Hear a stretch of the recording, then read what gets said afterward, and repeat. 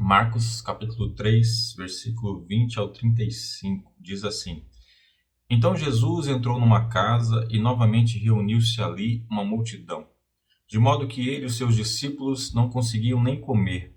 Quando seus familiares ouviram falar disso, saíram para apoderar-se dele, pois diziam: Ele está fora de si. E os mestres da lei que haviam descido de Jerusalém diziam: Ele está com Beelzebu, pelo príncipe dos demônios, é que ele expulsa demônios. Então Jesus os chamou e lhes falou por parábolas: Como pode Satanás expulsar Satanás? Se um reino estiver dividido contra si mesmo, não poderá subsistir. Se uma casa estiver dividida contra si mesma, também não poderá subsistir. E se Satanás se opuser a si mesmo e estiver dividido, não poderá subsistir. Chegou o seu fim. De fato, ninguém pode entrar na casa do homem forte e levar dali os seus bens sem que antes o amarre. Só então poderá roubar a casa dele. Eu lhes asseguro que todos os pecados e blasfêmias dos homens lhes serão perdoados, mas quem blasfemar contra o Espírito Santo nunca terá perdão. É culpado de pecado eterno. Jesus falou isso porque eles estavam dizendo: Ele está com um espírito imundo. Então chegaram a mãe e os irmãos de Jesus. Ficando do lado de fora, mandaram alguém chamá-lo. Havia muita gente assentada ao seu redor e lhe disseram: Tua mãe e teus irmãos estão lá fora e te procuram. Quem é minha mãe e quem são os meus irmãos? Perguntou ele. Então olhou para os que estavam assentados ao seu redor e disse: Aqui estão minha mãe e meus irmãos. Quem faz a vontade de Deus, este é meu irmão, minha irmã e minha mãe. Senhor, meu Deus, meu Pai, muito obrigado sobre a tua palavra, muito obrigado, Senhor, pela tua misericórdia sobre as nossas vidas. Senhor, muito obrigado por nos dar o privilégio deste momento, Senhor, de podermos meditar na tua palavra, de podermos aprender um pouco mais através daquilo que o Senhor mesmo nos entregou. Que o Senhor então venha falar com cada um de nós, que o Senhor, da sua maneira, conforme a necessidade de cada um, possa expressar a tua vontade, o teu querer, possa nos orientar, nos dirigir, Senhor, na tua palavra, no teu querer, na tua vontade, aquilo que nós queremos viver. Queremos viver, Senhor, os teus propósitos, os teus planos e a tua vontade para as nossas vidas, Senhor. Então fala conosco de maneira sobrenatural, Senhor. Fala conosco, Senhor. Nós te pedimos no nome de Jesus. Amém. Amém. Essa passagem ela apresenta a relação de Jesus com os mestres da lei e provavelmente fariseus também, talvez saduceus, e a Bíblia vai relatando, às vezes relata todo o contexto, às vezes chama apenas de fariseus, mestres da lei ou saduceus, mas ali é a relação de Jesus com o meio religioso, né? A relação de Jesus que, conforme a gente já viu nos primeiros capítulos, desde o início, foi uma relação conturbada, e nos próximos capítulos do Evangelho de Marcos, a gente vai continuar a assistir essa relação conturbada de Jesus com o meio religioso judaico, onde ele estava inserido e onde ele estava ali a apresentar o Evangelho. E também mostra a relação de Jesus com a sua família terrena, com a sua mãe, com seus irmãos e com suas irmãs. Numa passagem rápida em que eles aparecem ali. E em meio a essas duas relações, tanto a religiosa quanto a familiar, existia ainda a relação de Jesus com os discípulos, com as pessoas que o seguiam, com as pessoas que o ouviam, com a multidão que sempre cercava Jesus. Então ali existia uma outra relação, né? E nessas relações que Jesus tinha, ele vai e define para a gente quem é a sua família de fato. Porque a gente tem esse contexto de fazer parte da família de Deus, de fazer parte não apenas de igreja, e mesmo separando contexto de igreja local, igreja de Cristo, de maneira geral, mesmo a gente tendo um entendimento macro ou micro disso, a gente se insere num contexto de família, de irmandade, e mistura essa família religiosa com a família de fato de Deus, mas aqui nessas relações a gente consegue observar algumas coisas, né? Porque na nossa relação religiosa nós chamamos todos de irmão, de irmã, no contexto nosso religioso, como se de fato fôssemos ali uma grande família de Deus, e a verdade é que nem todos são, nem todos somos. A verdade é que o contexto religioso e a religiosidade não torna ninguém parte da família de Deus de fato. Essa apropriação da família, da irmandade em termos religiosos, ela é um equívoco, porque primeiro que não se estabelece dentro de uma religião ou denominação específica a questão de quem está ali e quem o é. Por isso essa separação de igreja local, de igreja de Cristo. A igreja de Cristo é uma só, é formada pelos seus filhos, pelos servos de Deus, e esse contexto ele é meio que embaralhado e muitas das vezes a religião e a religiosidade tentam se apropriar como se a religiosidade fizesse com que alguém se tornasse parte da família de Deus, e não é bem assim. E aí a gente vai observar alguns pontos. Por exemplo, a família de Deus ela reconhece Jesus por quem ele é, e Jesus é Deus, e assim ele precisa ser reconhecido pela sua família, pela irmandade. Jesus não é um homem especial, Jesus não é apenas um profeta, Jesus é Deus. Qualquer entendimento, por mais que pareça ser um bom entendimento, por mais que pareça espelhar um Jesus bom, como um homem bom, como um bom profeta, como aquele que teve palavras boas, palavras doces, palavras de amor, qualquer explicação ou relação de alguém que não coloque Jesus como Deus, isso faz com que essa pessoa não faça parte da família de Deus. Porque a família de Deus enxerga Jesus como quem ele de fato é. Ele é Deus. A família de Deus não enxerga Jesus como um louco ou como um mentiroso. E no contexto que a gente viu, a gente vai entrar depois aqui nos versículos, a gente vai ver a família de Jesus vendo assim, e também os fariseus, os mestres da lei, também vendo Jesus como um mentiroso, como aquele que se apresentava como aquilo que ele não é. Então, no contexto, e esses dias atrás eu vi uma pregação, não me lembro agora o nome do pastor, mas ele falava neste contexto, quando alguém diz que Jesus era simplesmente um homem bom, um bom profeta, ou ele não conhece tudo que Jesus disse, ou ele está cometendo um erro, porque se ele é apenas um homem bom, ou um bom profeta, e ele se declarou como Deus, então ele não é tão bom assim, porque ele é um mentiroso. Então ele não é tão bom profeta assim, porque ele mentia acerca de si mesmo. Então como pode alguém ser assim tão bom se é um grande mentiroso? E apresentava assim, dessa maneira, de que não era possível conciliar de fato. Ou ele é quem ele é, Deus, ou ele não é nada das outras coisas. Porque não dá para dissociar ou escolher aquilo que ele disse como certo ou como errado parcialmente. Ele não é alguém, nem mesmo na história, comum para que a gente possa simplesmente decidir o que ele falou e separar o que nós consideramos bom ou não.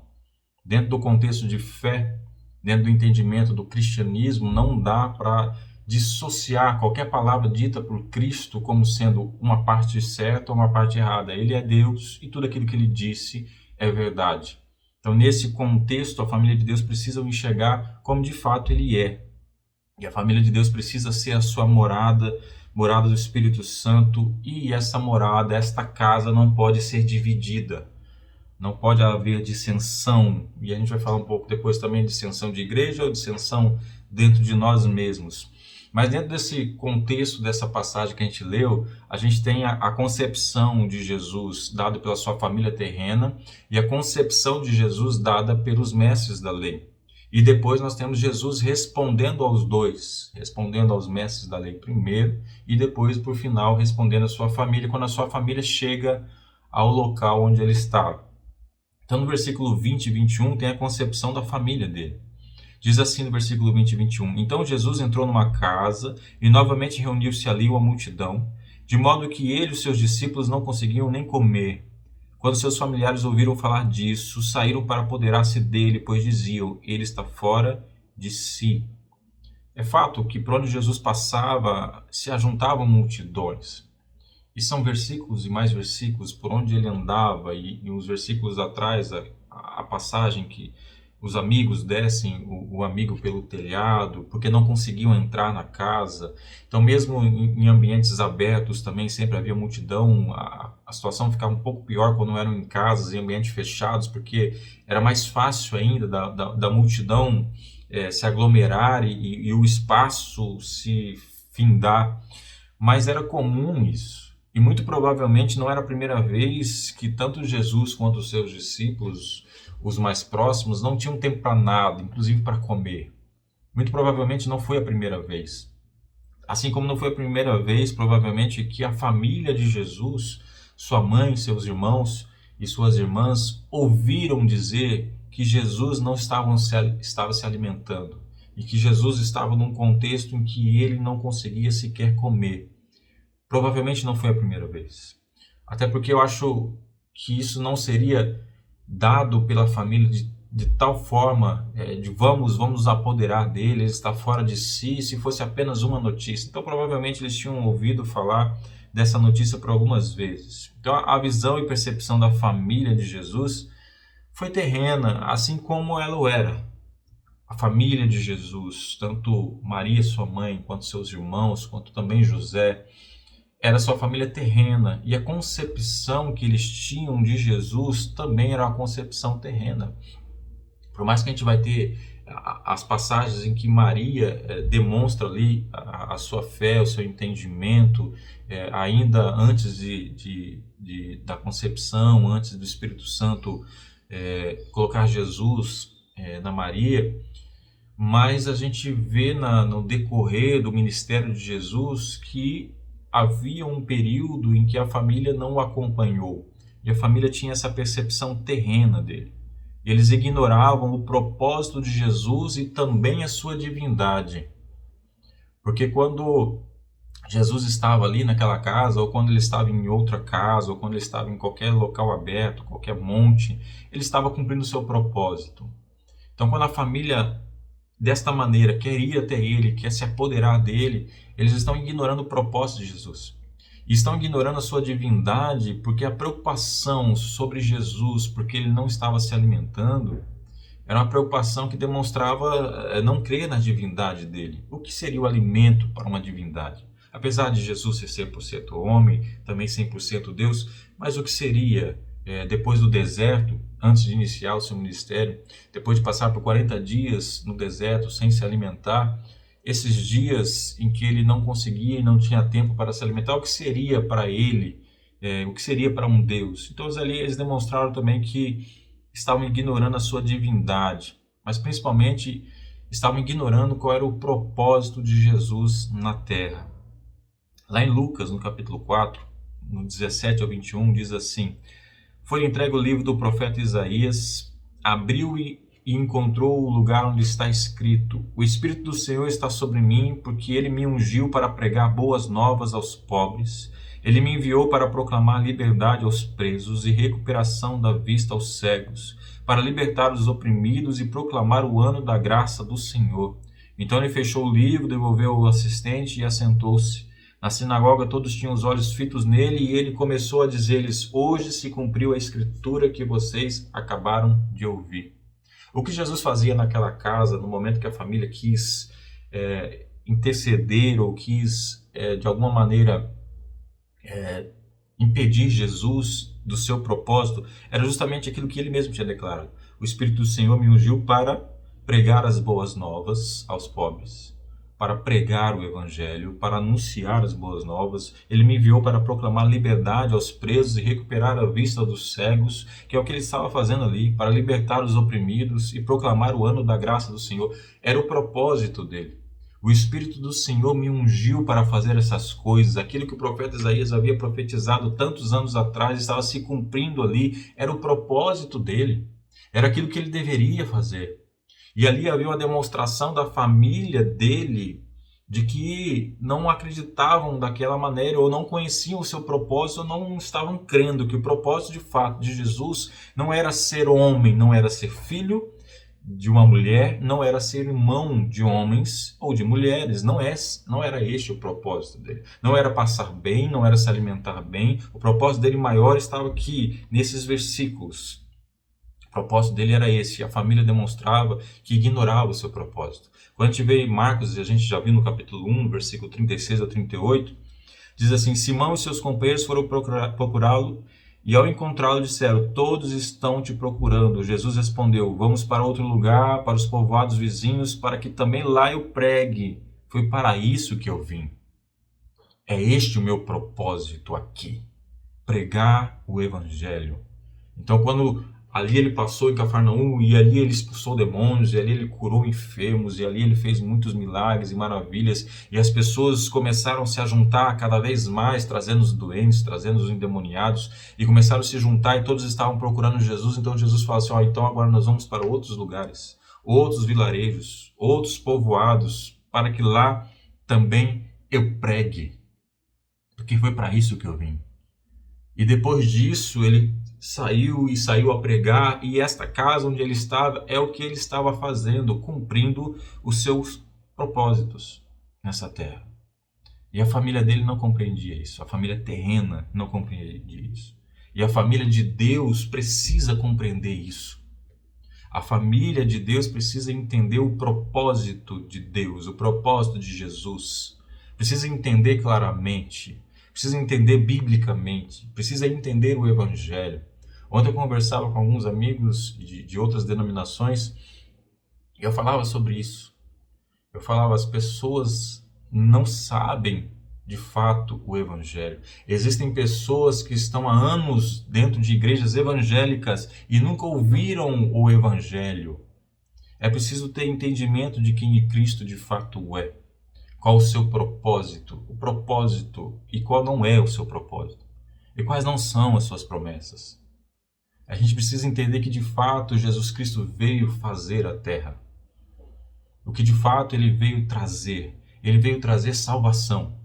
Ele veio trazer boas novas de salvação. Ele veio trazer uma pregação de arrependimento para conversão e salvação e vida eterna. É isso o propósito dele.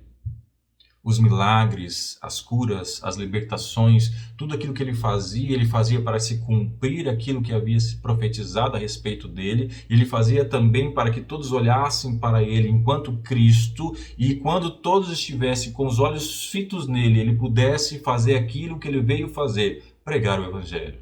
E o nosso chamado é o mesmo, e a gente precisa compreender qual o propósito dele enquanto família, enquanto irmãos que somos do primogênito. Precisamos entender os propósitos dele. Então disse assim: quando seus familiares ouviram falar disso, saíram para apoderar-se dele, pois diziam: ele está fora de si.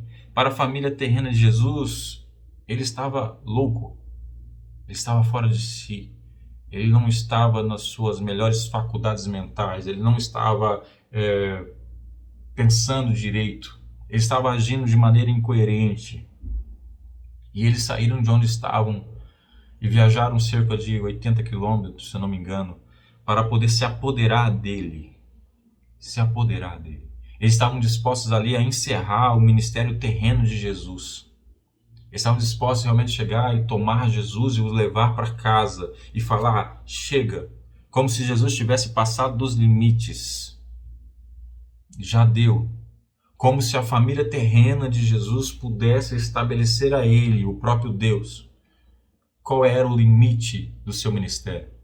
E isso demonstra o quanto que a sua família terrena não o conhecia ou ignorava sua própria divindade, os seus propósitos nessa terra. E a família de Deus não ignora os propósitos de Jesus.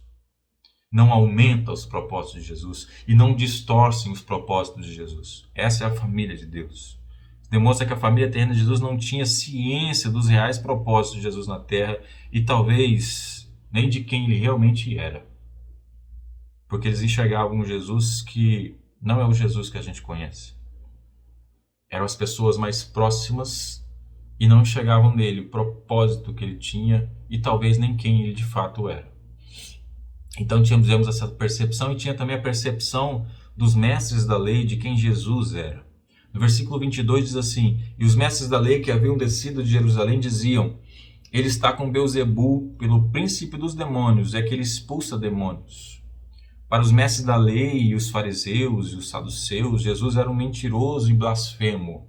Por quê? Porque ele se declarava Deus. Para eles, ao Jesus se declarar a Deus, ele era um mentiroso, um blasfemo, logo Deus não estava com ele. E se Deus não estava com ele, a autoridade que estava sobre ele para expulsar demônios deveria então ser dada pelo príncipe dos demônios, que então eles chamavam de Beelzebu. Não é Deus quem está nele, porque ele se diz Deus. Então ele é um blasfemo. Se ele é um blasfemo, Deus não está. Então essa autoridade que ele tem, a explicação que os mestres da lei tinham é que ele estava possuído pelo príncipe dos demônios e por isso tinha autoridade sobre eles. E nesse contexto estava ali uma multidão tentando entender quem era Jesus. A própria família querendo encerrar o seu ministério, a própria família achando que ele estava fora de si, que ele não estava nas suas melhores faculdades mentais, de que ele não estava bem, ao estar ali falando todas aquelas coisas e aquelas pessoas ao olhar e dizer como a própria família pode julgá-lo assim. Se esse homem está aqui a fazer milagres, se esse homem está aqui a pregar essas palavras tão belas, tão coerentes, se ele ensina com autoridade, como a gente já viu em alguns versículos anteriores, que ele chamava atenção porque ele não ensinava como os fariseus, ele ensinava com autoridade. E as pessoas estavam ali olhando como pode a família pensar assim. E ao mesmo tempo as pessoas que estavam ali vendo os mestres da lei, os fariseus, a dizer, esse homem está endemoniado. Ele não é Deus, ele se declara Deus, ele é um blasfemo, ele deve morrer. E assim tentaram por diversas vezes até conseguirem. Ele é um blasfemo, então não há Deus nele. A única explicação é que ele está endemoniado. A autoridade que está nele, que vocês tanto se encantam, segundo os mestres da lei, não é que essa autoridade era algo dado por Deus, mas essa autoridade era algo dado pelo mestre, pelo príncipe dos demônios. Essa era a percepção que tinha os mestres da lei naquele momento. Então, depois dessas duas percepções, depois desses contextos de relação de Jesus, Jesus vai e responde. E primeiro ele responde aos mestres da lei, versículo 23 ao 27. Então Jesus os chamou e lhes falou por parábolas. Como pode Satanás expulsar Satanás? Se um reino estiver dividido contra si mesmo, não poderá subsistir. Se uma casa estiver dividida contra si mesma, também não poderá subsistir. E se Satanás se opuser a si mesmo e estiver dividido, não poderá subsistir. Chegou o seu fim. De fato, ninguém pode entrar na casa do homem forte e levar dali os seus bens sem que antes o amarre. Só então poderá roubar a casa dele. Como pode Satanás atuar contra ele próprio? Porque a ideia deles é de que ele, possuído pelo príncipe dos demônios, estava expulsando demônios. Ou seja, Satanás estava contra Satanás. Por que Satanás expulsaria demônios?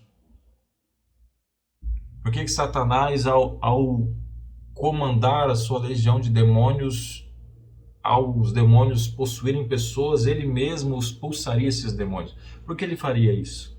E então ele vai e diz, olha, se um reino estiver dividido, ele não pode subsistir. Se uma casa estiver dividida contra si mesma, ela não pode subsistir.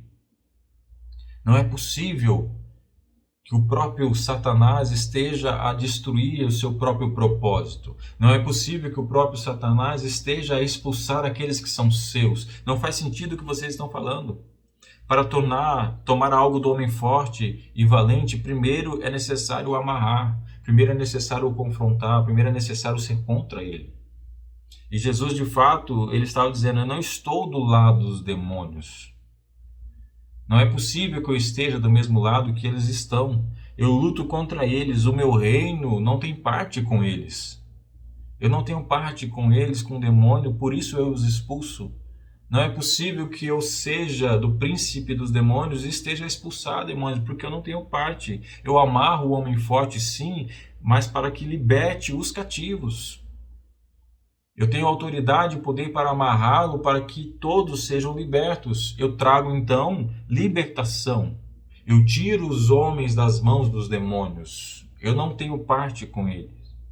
E essa mensagem da casa dividida serve tanto para o contexto que ele colocou a dizer que a casa dividida em termos de Satanás contra o próprio Satanás, mas o entendimento da casa dividida, ela serve para a igreja, ela serve para as nossas vidas também. Não se mistura Deus com o mundo. Não se mistura essas duas coisas, porque ao misturar essas duas coisas, a casa estará dividida. Quem ama o mundo não ama a Cristo. Porque se amar as duas coisas, estará dividido. E uma casa dividida não subsiste. Não se coloca remendo novo em roupa velha. Por alguns versículos, eu acho no capítulo 2, a gente viu sobre isso. Não se coloca remendo novo em roupa velha. Não se mistura essas coisas. Porque se for misturado, ele vai se dividir. No caso da roupa, vai se rasgar. Porque não se subsiste uma casa dividida. É necessário, então, ser nova criatura. Não existe evangelho sem confronto. Não existe evangelho sem arrependimento. Não existe salvação sem arrependimento. Não existe. Não existe a velha criatura com apenas alguns remendos, não existe. Não existe, e as pessoas elas querem viver um cristianismo desta maneira. Elas não querem uma nova vestimenta. Elas não querem uma nova criatura por completo. Não, elas querem apenas continuar com sua velha criatura, com a sua velha vestimenta, mas espalhar pelo seu corpo alguns remendos da roupa nova.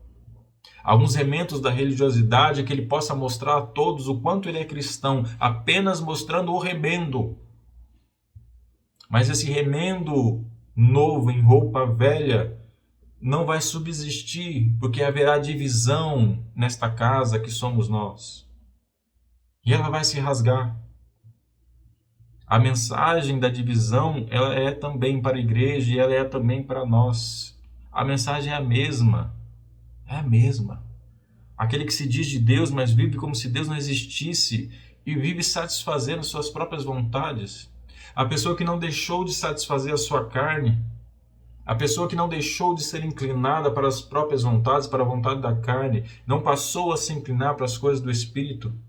Essa pessoa que se diz de Deus, mas vive dessa maneira, a mensagem é a mesma. A sua casa está dividida e não vai subsistir. E o pior é que ao não subsistir, o que vai prevalecer é a sua carne. Porque não houve conversão, porque não houve arrependimento, porque não há nova criatura. Vai se rasgar. Esses pequenos novos remendos de roupa nova não são suficientes. É necessário a vestimenta toda. Uma casa dividida contra si não subsiste. Um reino dividido não subsiste. Não subsiste. E aí você pode, num contexto um pouco micro sobre reino de Deus, no contexto que a gente vive em termos de igreja, religiosidade, o reino dividido não vai subsistir. Um reino em que se prega Jesus Cristo e ao mesmo tempo busca satisfazer as vontades da carne não vai subsistir. Ah, mas as igrejas continuam lotando, continuam aumentando, sim, mas o reino não. O reino não. As igrejas evangélicas não são o reino. Desculpa te dar essa má notícia. Não são. E cada vez menos são. E cada vez a situação é cada vez pior. A cada vez a busca de satisfação pessoal, utilizando de versículos de maneira distorcida, é cada vez maior. Cada vez mais os propósitos de Jesus são deixados de lado, são ignorados. A sua própria divindade é ignorada. Na busca da satisfação das próprias vontades. Isso não é ser família de Deus. A família de Deus entende e compreende os propósitos dele e trata Jesus e o reconhece por quem ele é. Deus. Ele não é o nosso satisfador, aquele que satisfaz. Ele não é aquele que a gente chama quando precisa de alguma coisa e só. Ele não é uma prateleira de supermercado onde a gente vai e busca aquilo que a gente quer. Ele é Deus, soberano. A sua vontade é soberana, os seus planos são soberanos, aquilo que ele tem para nós é muito melhor do que aquilo que a gente imagina. Ele é Deus e é assim que a família de Deus o enxerga, como Deus. E ele continua a falar no versículo 28. Eu lhes asseguro que todos os pecados e blasfêmias dos homens lhes serão perdoados, mas quem blasfemar contra o Espírito Santo nunca terá perdão, é culpado de pecado eterno. Jesus falou isso porque eles estavam dizendo, ele está com o espírito imundo. Todo aquele que crer em Jesus e se arrepender dos seus pecados será perdoado. É isso que ele disse. Quando disse que todos os pecados serão perdoados, todas as blasfêmias serão perdoadas, ele está a dizer que todos aqueles que creem em Jesus e se arrependerem serão perdoados. Todos os pecados serão perdoados. Nenhuma condenação há para aqueles que creem em Jesus Cristo, nenhuma condenação. Mas quem blasfemar contra o Espírito Santo não terá perdão, é culpado de pecado eterno. Isso se discute muito, que história é essa de pecar, de blasfemar contra o Espírito Santo? E a gente olhando o contexto aqui do texto, fica fácil de entender. Simplesmente os mestres da lei atribuíram a Beelzebul aquilo que vinha do Espírito Santo. Eles falaram que era da parte de Satanás aquilo que era da parte de Deus. Eles disseram que o Espírito Santo era de Satanás. Eles disseram que parte da trindade, da divindade de Deus, não era de Deus, mas de que era de Satanás. Quando se ignora o Espírito Santo, não há perdão. Simplesmente porque é o Espírito Santo que convence do pecado, da justiça e do juízo. Sem Espírito Santo, não há arrependimento. Não há um coração contrito. Porque sem entendimento, sem essa revelação, esse convencimento do pecado, da justiça e do juízo, não há do que se arrepender. Então, quando se ignora o Espírito Santo, não há salvação, não há perdão de pecado. Sem o Espírito Santo não há salvação e sem o Espírito Santo não há perdão, não há. E no mundo que a gente vive atualmente, o que o mundo mais faz é chamar os cristãos de filhos de Satanás. Tenho ouvido muito isso, apesar de concordar em algumas circunstâncias, apesar de ouvindo algumas pregações, apesar de ouvindo alguns eventos, apesar de ouvir muita coisa, apesar de concordar muito com isso, inclusive com versículos do tipo, Senhor, Senhor, no teu nome expulsamos demônios, no teu nome fizemos milagres e maravilhas, e Jesus responder, apartai-vos de mim porque eu não vos conheço.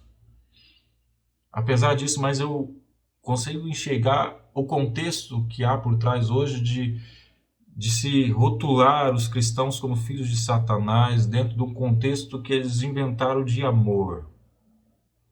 Porque as pessoas, ao se apropriar do tema amor bíblico, elas simplesmente querem estabelecer que o amor é o amor eros, o amor romântico, o amor paixão, talvez o amor fraternal de um pai com um filho, de um irmão para outro.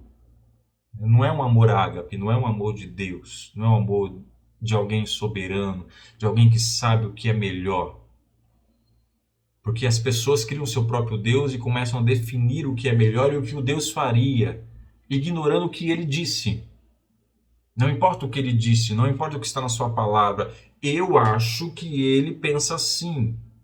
Eu acho que ele faria desta maneira. Então cada um vai criando seu próprio Deus e no contexto de amor muito menor, no contexto de amor eros, paixão, eles começam a dizer que qualquer um que condene uma relação de paixão que esteja condenada pela própria palavra, essa pessoa não é de Deus, porque está a condenar o amor. E essa pessoa é filha de Satanás.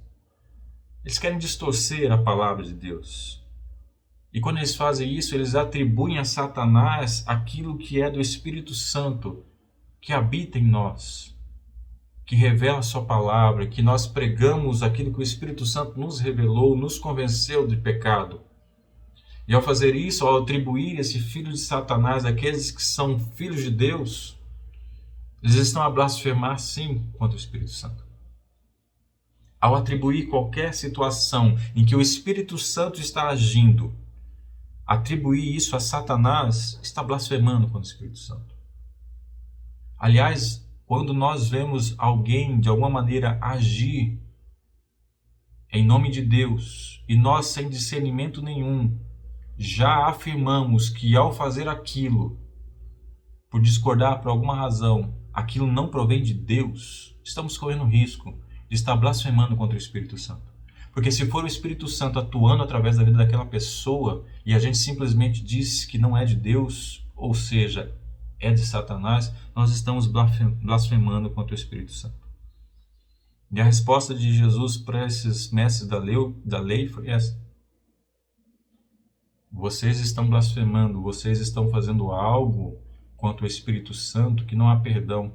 E não é simplesmente pelo ato de fazer que não há perdão. É que não há perdão para aqueles que não têm o Espírito Santo. Então, se você simplesmente atribui aquilo que é do Espírito ao inimigo, você não tem perdão. Porque se você não tem o Espírito Santo, você não é convencido do pecado, você não se arrepende. Então não há perdão para quem blasfema contra o Espírito Santo. Eu acho que o termo o entendimento melhor seria isso. Não é quem blasfemar contra o Espírito Santo não será perdoado, mas que não há perdão para aqueles que blasfemam contra o Espírito Santo. Aí Jesus vai e responde à sua família terrena. No versículo 31 a 35 diz assim: então chegaram a mãe e os irmãos de Jesus, ficando do lado de fora. Mandaram alguém chamá-lo. Havia muita gente assentada ao seu redor e lhe disseram: tua mãe e teus irmãos estão lá fora e te procuram. Quem é minha mãe e quem são meus irmãos? Perguntou ele. Então olhou para os que estavam sentados ao seu redor e disse: aqui estão minha mãe e meus irmãos. Quem faz a vontade de Deus é o meu irmão, minha irmã e minha mãe. E aqui eu não vou nem discutir o óbvio. Não vou entrar nem no mérito de se Jesus tinha irmãos de fato, se esse termo irmão aqui é na verdade primo e amigo, próximo ou qualquer coisa assim. Eu não discuto o óbvio. Aqui a questão é de percepção da família dele e de resposta que ele tinha. Porque a família terrena de Jesus chegou no local para levar Jesus à força. E a palavra diz que eles queriam se apoderar dele, porque eles entendiam que Jesus estava louco, Jesus estava fora de si, Jesus já não estava mais entendendo o que estava fazendo, Jesus já tinha passado dos limites.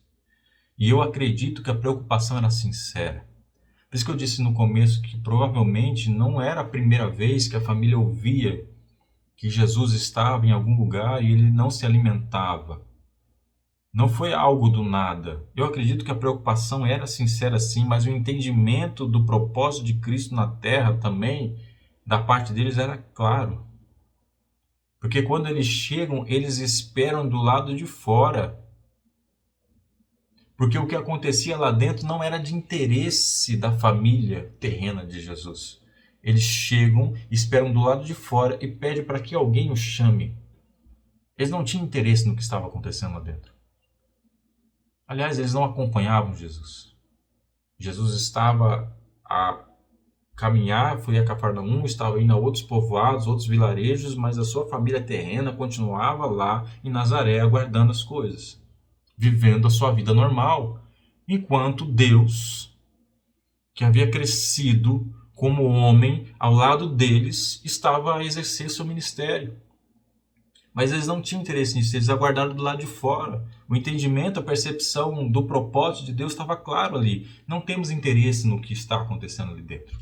Queremos simplesmente tirar Jesus daqui e queremos levar ele embora. Aquilo que ele tem a dizer, aquilo que ele tem a fazer aí não é de nosso interesse. Nós não queremos nem sequer se misturar com isso. Apenas chame Jesus. E essas pessoas foram e falaram assim: Jesus, tua mãe e teus irmãos estão lá fora e te procuram. Ao iniciar o ministério, Jesus sempre deixou claro que não era desse mundo. Ele sempre deixou claro quem era o seu pai. E o seu pai não era José. Ainda na sua infância, quando seus pais o perderam e foram encontrá-lo no templo, ele respondeu: estava na casa do meu pai. Jesus sempre deixou claro isso, que seu pai era Deus. Ele deixou claro desde a infância. Eles já sabiam disso. O contexto familiar de Jesus era espiritual. O contexto familiar de Jesus terreno, ele viveu na sua formação, mas ao exercer o seu propósito, o seu ministério, o contexto de família dele era espiritual. É isso que ele tinha a fazer. E naquele momento estavam ali sua mãe, Maria, e seus irmãos. E ele responde àquelas pessoas: quem é minha mãe e quem são meus irmãos? Então olhou para aqueles que estavam sentados ao redor e disse: aqui estão a minha mãe e meus irmãos. Quem faz a vontade de Deus, este é meu irmão, minha irmã e minha mãe. Quem é a minha família? Jesus respondeu: quem faz a vontade de Deus é a minha família. Não é o religioso, não é o parente, não é quem quer controlar o próprio Cristo, não é. A minha família é todo aquele que faz a vontade do meu Pai. Essa foi a resposta dele. A minha família é quem faz a vontade do meu Pai. É todo aquele que me segue, negando-se a si mesmo e tomando a sua cruz. Essa é a minha família. Porque eu vou para o Pai. E lá em João ele diz isso: eu vou para o Pai. E a única maneira de irmos também ao Pai é seguindo. Não há outra maneira. Eu sou o caminho, a verdade e a vida. Ninguém vem ao Pai a não ser por mim. Ele era o caminho. Não há outra maneira de se achegar a Deus. Não há outra maneira de fazer parte da família de Deus a não ser por Jesus. Então ele está indo para o Pai. Então a única maneira de também sermos família de Deus é seguindo a Jesus. Não há outra maneira. E para seguir Jesus é necessário negar-se a si mesmo e tomar a nossa cruz. Porque uma família dividida não subsiste, assim como a casa dividida não subsiste, e assim como o reino dividido não subsiste. Então fazem parte da família de Deus aqueles que fazem a sua vontade. Mateus 16, 21, 23. Desde aquele momento, Jesus começou a explicar aos seus discípulos que era necessário que ele fosse para Jerusalém e sofresse muitas coisas nas mãos dos líderes religiosos, dos chefes dos sacerdotes e dos mestres da lei, e fosse morto e ressuscitasse no terceiro dia. Então Pedro, chamando-o à parte, começou a repreendê-lo, dizendo: nunca, Senhor, isso nunca te acontecerá. Jesus virou-se e disse a Pedro: para trás de mim, Satanás, você é uma pedra de tropeço para mim e não pensa nas coisas de Deus, mas nas dos homens. Pedro repreendeu Jesus quando ele anunciava a vontade de Deus para ele. Jesus estava anunciando: Deus Pai, o meu Pai, a vontade dele para mim é que eu passe por algumas coisas, é que eu passe por sofrimentos, é que eu esteja na mão dos mestres da lei, dos fariseus. É necessário que eu passe, é necessário que eu seja crucificado, é necessário que isso aconteça. Isso é a vontade de Deus, é a vontade do Pai. Aí Pedro vai e o repreende. Caiu. Pedro vai e o repreende. Ao ouvir a vontade de Deus para Jesus, Pedro o repreende. A família terrena de Jesus o repreendeu quando ele pregava o evangelho, cumprindo a vontade de Deus. Tanto a família quanto Pedro tiveram a mesma resposta, não literalmente, mas a resposta é a mesma, porque Jesus nem recebeu a sua família terrena. E a resposta que ele deu a Pedro foi: para trás de mim, Satanás. Você é uma pedra de tropeço. Por quê? Porque você está aqui para me impedir. Você está aqui para me fazer tropeçar, para que eu não cumpra a vontade do meu Pai. Você só pensa nas coisas dos homens, você não pensa nas coisas de Deus. Você não está cumprindo, fazendo a vontade do Pai. Então você não é família. Não é família. Nós precisamos viver e cumprir a vontade do Pai, a vontade de Deus. E quantas vezes a gente faz como Pedro e repreende a vontade de Deus? Porque a gente aprende jargão, a gente aprende orações prontas, a gente aprende de tudo. E a gente aprende a repreender. Então qualquer coisa que saia do nosso controle, nós já repreendemos, no nome de Jesus. Só que muitas coisas, e eu creio todas as coisas, que muitos ainda querem trazer exceções, mas eu creio que todas as coisas, porque a Bíblia diz que todas as coisas cooperam para o bem daqueles que amam a Deus e que vivem segundo o seu propósito. Então, se nós amamos a Deus e nossa vida está segundo o propósito de Deus e nossa vida está nas mãos de Deus, então todas as coisas que nos acontecem provêm de Deus. Então, quando algo nos acontece em que nós não gostamos, nós vamos e repreendemos. Nesse momento, assim como Pedro fez, nós estamos repreendendo o próprio Cristo. Nós estamos repreendendo Deus. Nós estamos falando assim, não, isso não, eu repreendo. E a gente ainda diz, repreendo no nome de Jesus. Jesus, eu te repreendo no teu nome. Porque eu não quero isso para mim, como se ele não fosse soberano, como se ele não soubesse o que fazer. Quem assim o faz não é da família de Deus. Porque a família de Deus vive a vontade de Deus. E para viver a vontade de Deus é necessário negar a própria vontade. As duas coisas não dá. Porque viver a vontade de Deus e a nossa vontade ao mesmo tempo vai dividir a casa. E a casa dividida não subsiste. A família dividida não subsiste. Se para ser família de Deus é necessário, então, vivemos a vontade de Deus, primeiro é necessário negar a nossa própria vontade. Lá em Mateus 16, a gente leu o texto, e o texto seguinte, no versículo 24 e 25, diz: Então Jesus disse aos seus discípulos, se alguém quiser me acompanhar, negue-se a si mesmo, tome a sua cruz e siga-me. Pois quem quiser salvar a sua vida, a perderá, mas quem perder a sua vida por minha causa, a encontrará. A resposta de Jesus para a sua família terrena, para os mestres da lei, para os fariseus, para todas as pessoas que estavam naquela casa, para aquela multidão que seguia Jesus, foi a mesma. A minha família, a minha mãe, meus irmãos e minhas irmãs são aqueles que fazem a vontade de Deus. São aqueles que, para fazer a vontade de Deus, negam-se a si mesmo. Então, quem são minha mãe? Quem é minha mãe? Quem são meus irmãos, minhas irmãs? Quem é a minha família? Porque Jesus é o primogênito, eu sou o primogênito de uma família de irmãos, filhos de Deus Pai. Quem são esses irmãos? Quem faz a vontade de Deus. Este é meu irmão, minha irmã e minha mãe. E a vontade de Deus está expressa na sua palavra, e não naquilo que nós pensamos ou achamos. É na palavra dele. E acredite, a palavra de Deus continua sendo suficiente. A palavra de Deus é suficiente. A palavra de Deus continua sendo correta e não contém erros. A palavra de Deus não é alterada.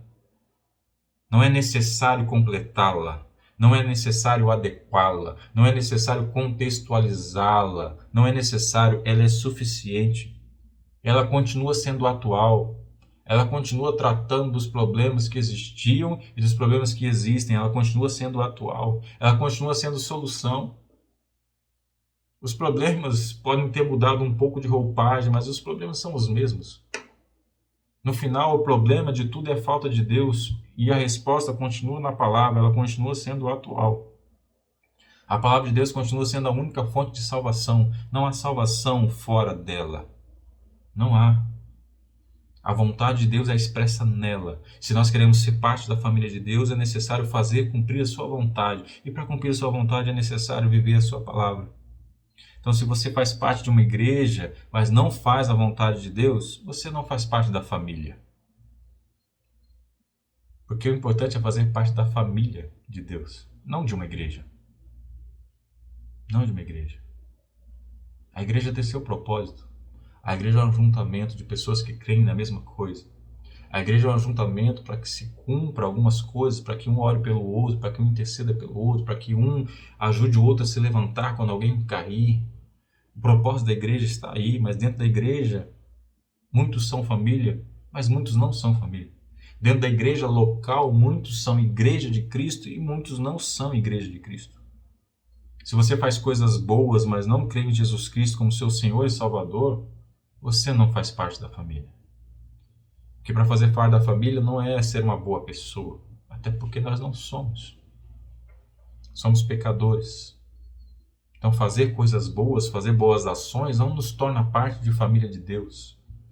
Para fazer parte da família de Deus é necessário crer em Jesus Cristo, é necessário se arrepender. Se você não entende ou não consegue negar a si mesmo, abandonar suas próprias vontades, você não faz parte da família. É impossível viver, fazer e cumprir a vontade de Deus tentando realizar nossas próprias vontades. É incongruente, é dissonante, não é possível, é contraditório. A vontade da nossa carne é contraditória à vontade de Deus. A satisfação da nossa carne vai contra a satisfação daquilo que Deus tem para as nossas vidas. É necessário negar a si mesmo. Aquele que não gosta a si mesmo, que não compreendeu, que não consegue, não faz parte da família. Não da família de Deus. Pode até te chamar de irmão, pode te chamar de irmã, você pode chamar outras pessoas de irmão e irmã, mas na verdade não faz parte da família de Deus. É necessário fazer a vontade do Pai. Se você quiser fazer parte da família de Deus, então crê em Jesus Cristo como seu Senhor e Salvador. Primeira coisa. É necessário crer em Jesus, porque Ele é o caminho, Ele é a verdade, Ele é a vida. Porque não há outro intercessor, porque não há outro mediador, porque não há outra forma de se achegar a Deus, apenas através de Jesus Cristo, o seguindo. Então crê em Jesus Cristo como Senhor e Salvador. Quer fazer parte da família de Deus? Então se arrependa dos seus pecados. Porque sem arrependimento não há perdão. E sem perdão não há salvação. E se você não é salvo, você não faz parte da família de Deus. É necessário se arrepender dos seus pecados. Se você quiser fazer parte da família de Deus, então negue-se a si mesmo, tome a sua cruz e o siga. Faça a vontade de Deus. É a única maneira, é o único contexto, é a única forma que nós temos de fazer parte da família de Deus. É dessa maneira, crendo em Jesus Cristo, se arrependendo dos nossos pecados, negando a nós mesmos e seguindo a Jesus Cristo. É a única maneira. Porque se a gente assim não fizer, a nossa casa será dividida. Se a gente assim não fizer, a nossa família terrena será dividida. Se a gente assim não fizer, tudo em nossa vida haverá divisão. E uma casa dividida não subsiste, um reino dividido não subsiste. E é necessário que a gente viva uma santidade, uma santificação para Ele, que a gente viva negando cada vez mais a nós mesmos para que a gente realmente tenha como fazer parte da família dele. Que a gente tenha isso como prioridade, que a gente tenha isso como meta principal de vida, porque essa vida e essa meta é eterna, é a única maneira de fazermos parte da família de Deus. Amém? Vamos orar? Senhor, meu Deus, meu Pai, muito obrigado, Senhor, pela Tua palavra. Muito obrigado, Senhor, que o Senhor tem ministrado sobre nós, o Senhor tem falado nas nossas vidas através do Evangelho de Marcos. O Senhor continue a fazer, que o Senhor continue a falar, todas as pregações que ainda serão feitas, mas que seja o Teu Espírito Santo, Senhor, a ministrar. Porque se não for Ele, Senhor, não há arrependimento, se for Ele, Senhor, não há convencimento, se for Ele, será apenas um homem a falar, Senhor. É necessário o Teu Espírito Santo, que Ele continue a falar e a ministrar sobre as nossas vidas, Senhor. Que o Senhor possa abençoar cada um que está aqui a ouvir, cada um que vai ouvir essa ministração depois, através de outros canais, que o Senhor possa alcançá-los, Senhor, que o Senhor possa fazer crescer a sua família, Senhor, que só o Senhor tem poder para isso. Muito obrigado, Senhor, nós te agradecemos no nome de Jesus. Amém.